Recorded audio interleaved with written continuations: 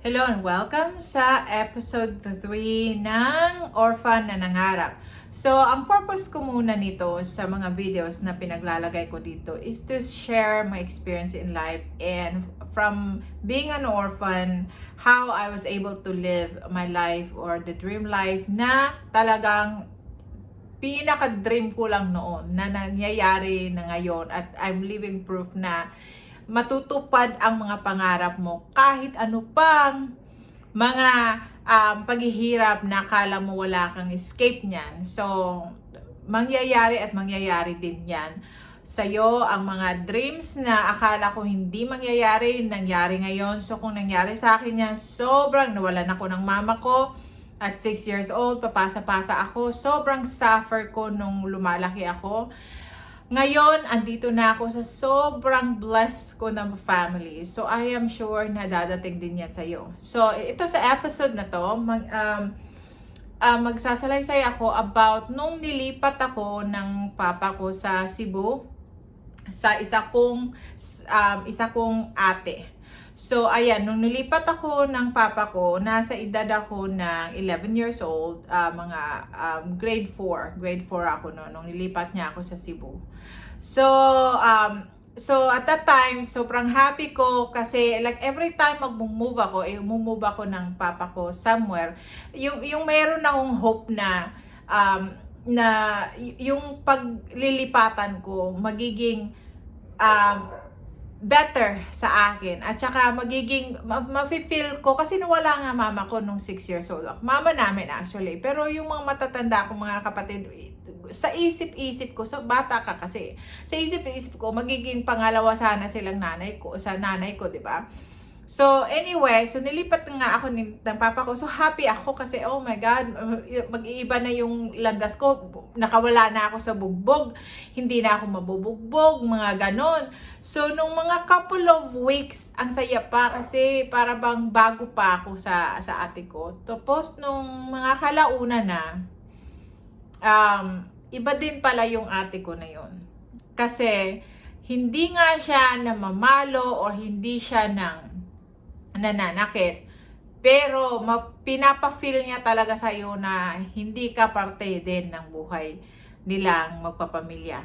Ewan ko ba kung bakit yung mga kapatid ko noon, like ewan ko kung bakit ang hirap sa kanila na ituring akong part ng pamilya nila. Pero ayun yung buhay ko sa ate ko. So pinapa-feel niya talaga yung meron talagang incident no na hindi kailanman malilimutan yon. Nung nagbakasyon sila ng Cebu, magpamilya sila lahat, sila mag-asawa, at mga anak niya. Ako lang iniwan sa bahay mag-isa. Mag-isa lang talaga ako. Pumunta sila ng Cebu, mga couple hours of trip yan, papunta sa Cebu. Mag-isa lang talaga ako sa bahay. Kasi nga, at talagang sinabi talaga ng ate ko, kasi hindi nga daw ako parte ng pamilya nila. Kasi ang ibig siguro niya sabihin, hindi ako galing sa kanya at saka kapatid lang. So hindi ba parte ng apelyido ng asawa niya. Kaya nga din ako na ngayon na naging adult ako, talagang pag nakakakita ako ng tao na nakikita ko talagang obvious na out of place sila, yung feeling nilang hindi sila belong sa place. Ako talaga yung nagkukusa, pumupunta doon at nakikipag-usap sa tao. Kung sino yung mga binubuli nung school days ko sa elementary hanggang high school, ako talaga yung tagapaglaban sa kanila kasi alam ko yung feeling Alam ko yung feeling binabaliwala ka, yung parang hindi ka importante. So kaya yan naging ganito ako as adult.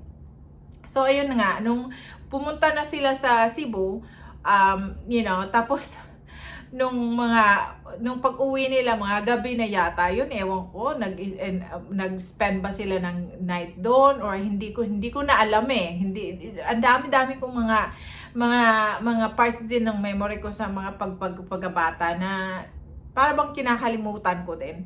So ayun, nung pag-uwi na nila, ang happy-happy ng mga pamangkin ko. Tapos yung isa kong pamangkin ko na babae, talaga lagi siya nakikipagsuusap sa akin. Sabi niya, ang saya doon, ganon, ganito, kumain kami doon, nag-ano kami dyan. Meron silang mga pinagagawa na sinasabi niya sa akin. So ako naman, na masaya ako para sa kanila at that time. Pero deep inside my heart, so, para sa mga nieces at nephew ko, pero deep inside my heart, nasasaktan ako. Kasi like, imaginein mo, ang bata mo pa, iniwan nga mag-isa lang sa bahay. Kasi nga hindi ka parte ng pamilya.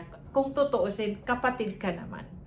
So yun, yun nga, yun yung naalala ko sa kapatid ko. Tapos, pagka din, mag-uuma, ano ba yun sa Tagalog na yun? Magfa-farm, magfa-farm. Galing sa school. Pagkagaling ko sa school, ako lang yung naaalala ko, ako yung lagi niyang tinatawag, pero yung mga anak niya hindi, andoon sa bahay. Ako namumulay, ano ba yung tawag sa sa Tagalog nun, yung talagang nangguguan.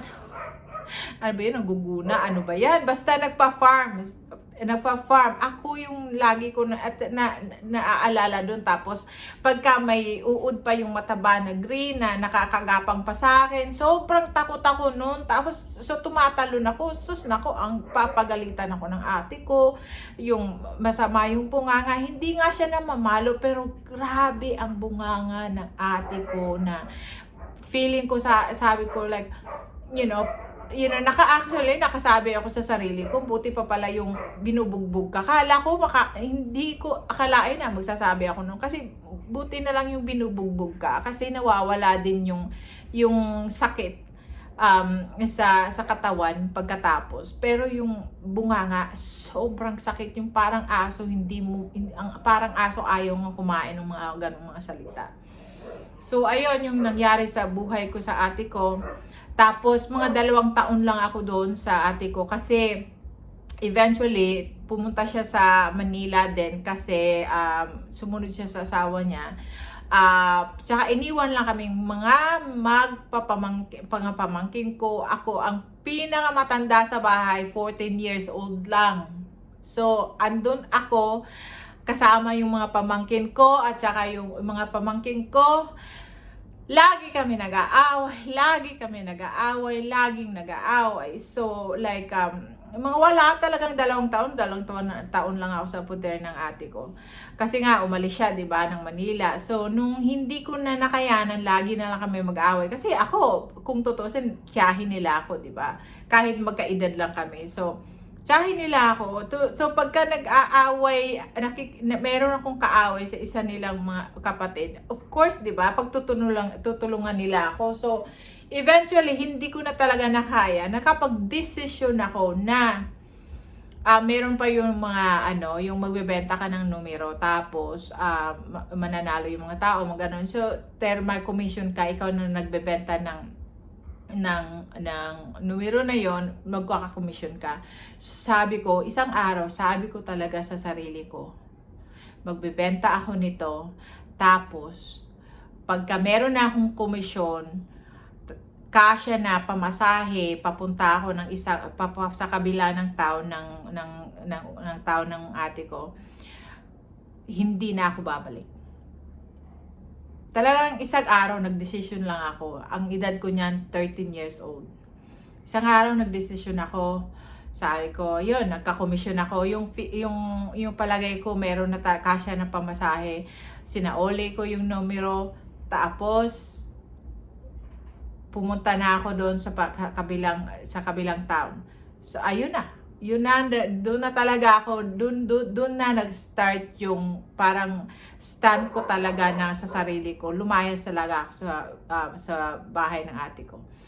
So, yun yung part 3. So, sa susunod naman ng episode, sa kabilang town, tawag nun Oslo. So, yan, magsasalaysay na naman ako dyan sa mga nangyari sa buhay ko kasi magte 10 minutes na tayo dito. So, ayun, yun yung nangyari sa buhay ko. Sobrang ang daming hinanakit talaga sa puso ko na ang dami ko na din mga binabaon sa isip ko na ayoko na talagang alalahanin pa. I-remember pa yun kasi masakit. So, ayun. Thank you sa pagpanood nito at see you sa next episode.